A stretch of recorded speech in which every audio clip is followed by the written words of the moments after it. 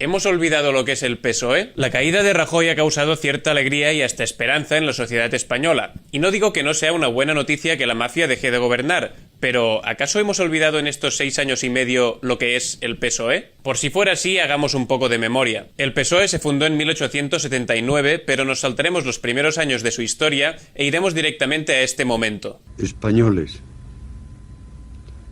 Franco ha muerto. Paréntesis. Lo que empezó con la muerte del dictador no lo llamaremos democracia, lo llamaremos posfranquismo. Lo llamaremos posfranquismo porque, como bien sabemos, en España nunca se han juzgado los crímenes de la dictadura, nunca se han limpiado las estructuras de Estado de franquistas y la monarquía que se impuso con el golpe militar sigue todavía vigente. Fin del paréntesis. Pues bien, en los primeros años del posfranquismo, el PSOE empezó por abandonar su ideología marxista, continuó por crear los GAL, grupos paramilitares estructurados, financiados y dirigidos por el ejecutivo de Felipe González para enfrentarse a ETA y que cometieron asesinatos, secuestros, torturas y malversación de fondos públicos, continuó por pedir y ratificar la entrada de España a la organización militar OTAN. Significa también estar dispuestos, en palabras sencillas, a garantizar la paz que hace posible el progreso de Europa. Cuando 5 años antes había dicho totalmente lo contrario. Debo empezar por decir con toda claridad que los grupos socialistas dirán que no a esa autorización. No queremos que España entre en la Alianza Atlántica. Tejió una red de financiación ilegal que consistía en cobrar grandes cantidades a empresas por estudios de asesoramiento que nunca llegaron a realizarse, el famoso caso Filesa, y finalmente privatizó empresas públicas que eran perfectamente rentables, como Repsol, Telefónica o Endesa. Otro paréntesis, Felipe González cobró más de 500.000 euros por los 5 años que estuvo como miembro del Consejo de Administración de Gas Natural entre los años 2010 y 2015. González cobraba esta ingente cantidad mientras más de 5 millones de hogares españoles estaban en situación de pobreza energética. Un gobierno al servicio del pueblo y no un pueblo al servicio de un gobierno y de los intereses de una minoría. Y en lo que sería el posfranquismo más actual, que llega hasta nuestros días, el PSOE no es que haya abandonado el marxismo, es que ha abandonado, olvidado y escupido en todo lo que tiene que ver con clase obrera y con socialismo. Lo voy a intentar vomitar todo en 3 minutos. Hace nada rechazó juzgar los crímenes franquistas. Se opuso a un referéndum para decidir entre monarquía y república. Sus no votos fueron claves para tumbar la iniciativa legislativa popular que pedía la renta básica garantizada, que contaba con el apoyo de 700.000 firmas. Votó en contra de la dación en pago, cláusula que establece que, ante una hipoteca impagada, entregar la vivienda liquida la deuda totalmente. Rechazó, con abstención, el fin de las devoluciones en caliente. En 2010 se arrodilló a las imposiciones de la Unión Europea y bajó el salario un 5% a los empleados públicos, congeló las pensiones e impulsó una reforma laboral que recortaba derechos a los trabajadores. Votó y firmó junto al PP una reforma de la Constitución española aprobada rápido y de tapadillo en agosto de 2011. Esta reforma establecía que el pago de la deuda del país gozará de prioridad absoluta, es decir, que el dinero prestado por los bancos será siempre lo primero a pagar, por delante de sanidad, educación, pensiones o cualquier otro gasto. Tejió una red de corrupción política que consistía en dar prejubilaciones, subvenciones y comisiones de forma fraudulenta que costó unos 1.200 millones al erario público, presuntamente.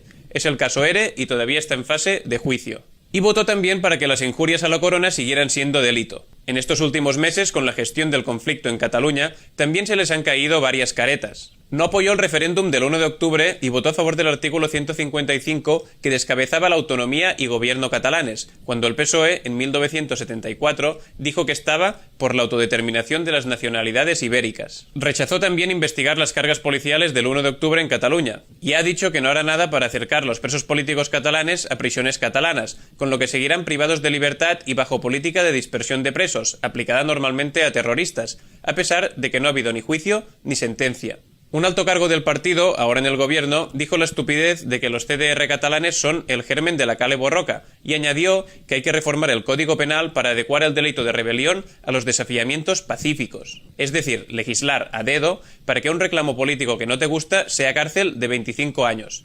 Pero además estamos viendo algunas cosas pues que cabe pues adaptar a las circunstancias, ¿no? Porque son problemas que no conocíamos. Por ejemplo, esta revisión de la figura delictiva de la rebelión estaba pues vista de acuerdo a la tradición española en este sentido, que era muy de pronunciamientos militares y violentos, pero no estábamos acostumbrados a ningún desafío pacífico, pero en definitiva un desafío a la propia Constitución.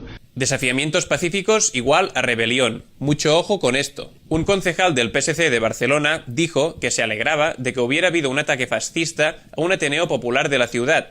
Que s'ha cremat l'edifici, sincerament, a dia d'avui, estic content, perquè no hi haurà ningú a dins i ningú que corri cap risc. Sap? Això és el que jo em penso. Por su parte, Alfonso Guerra, renombrado varón del PSOE, se deshizo en halagos hacia Ciudadanos. Es un partido coherente que va a ser premiado en toda España. Además, el PSC se manifestó junto a la derecha, PP y Ciudadanos, para pedir la unidad de España, y junto a la ultraderecha, Somatemps, Plataforma per Catalunya, la Falange Española de las Jons, Generación Identitaria, Vox y Falange Auténtica también estaban en esa manifestación. Y por si todo este currículum no fuera suficiente, Pedro Sánchez ya se ha encargado de rematarlo con los nombramientos de su nuevo gobierno, en el que se juntan Josep Borrell, que hablaba hace pocos meses metafóricamente de desinfectar Cataluña de independentistas, Nadia Calviño, acérrima defensora de la austeridad y cuyo nombramiento ha sido celebrado por Ana Botín, peso pesadísimo del IBEX 35, y el tristemente famoso Grande Marlaska, quien archivó el caso del Yak 42, considera que en los CIEs no se vulneran los derechos humanos, contradiciendo a la ONU, y que ha encubierto torturas en varias ocasiones. De hecho, de las 9 veces que el Tribunal Europeo de Derechos Humanos ha condenado a España por no investigarlas, en 6 de ellas el responsable era él. Ahora este hombre es ministro de Interior del gobierno de Pedro Sánchez. Por todo esto, el PSOE ni por asomo puede ser considerado a día de hoy obrero ni socialista. Empezó siendo marcadamente republicano, obrero y socialista. Sí, pero hoy es marcadamente monárquico, burgués y capitalista. Ha transitado dramáticamente de un extremo a otro en poco más de 100 años y hoy es un partido completamente corrompido por los mecanismos del sistema. Así que solo que un partido haga las cosas un poco bien en la izquierda tiene un gran vacío que llenar. Un pato...